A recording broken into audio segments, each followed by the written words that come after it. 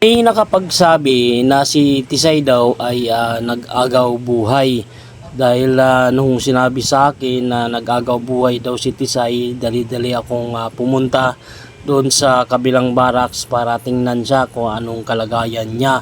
So nung tiningnan ko siya at nag-aagaw buhay na nga siya, nakahiga na siya sa loob ng barracks. Nung tiningnan ko nga siya at talagang parang nakahiga na siya at halos hindi na makagalaw yung katawan niya. So nung tiningnan ko, naawa ako dahil parang hindi na siya huminga. So inaplos-aplos ko siya.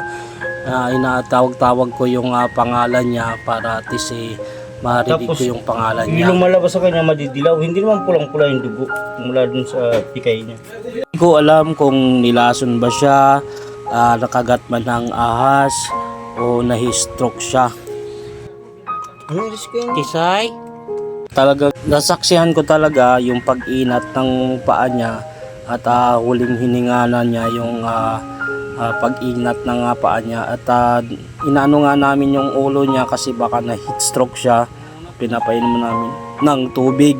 So talagang pati yung ulo niya uminat na, pati yung paa niya. So nagpaalam na talaga si Tisay at talagang hindi na siya yung ulo niya talagang bumagsak na. So naawa talaga ako kay Tisay. Si Tisay kasi isa rin sa lagi kong pinapakain kapag kapag nagpa-feeding ako. Isa rin sa pinapakain ko dito sa loob ng barracks, si Tisay.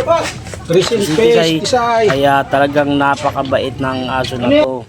At talagang makikita mo ang yung lambing niya, kahit na hindi ka masyado kilala niya, mabait siya. Mabait talaga yung aso na si Tisay. Saan pwede? Diyan pwede maglibing? Si Tisay pala ay bagong panganak, wala pa isang buwan, kaya di ko alam kung anong nangyari. So nung unang ginawa ko, naghanap agad ako ng pwedeng paglibingan ni Tisay kasi naawa talaga ako. Isa rin kasi siya sa naglalambing sa akin kapag nagpapakain ako, lumalapit siya. At yung buntot niya nakikita mo na mabait, lumalapit sa'yo.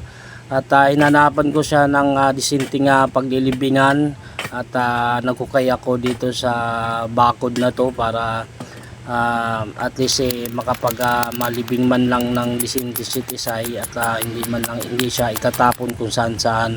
So nagkukay ako dyan at talagang matagal ako nagkukay dyan at kumuha pa ako ng isang buhangin at para ilagay sa kanya.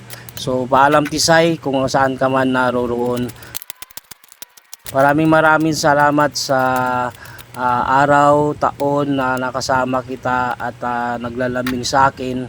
Kahit papaano nabigyan din kita ng disinding paglilibingan at kahit papaano nung nakarang taon kahit saan ay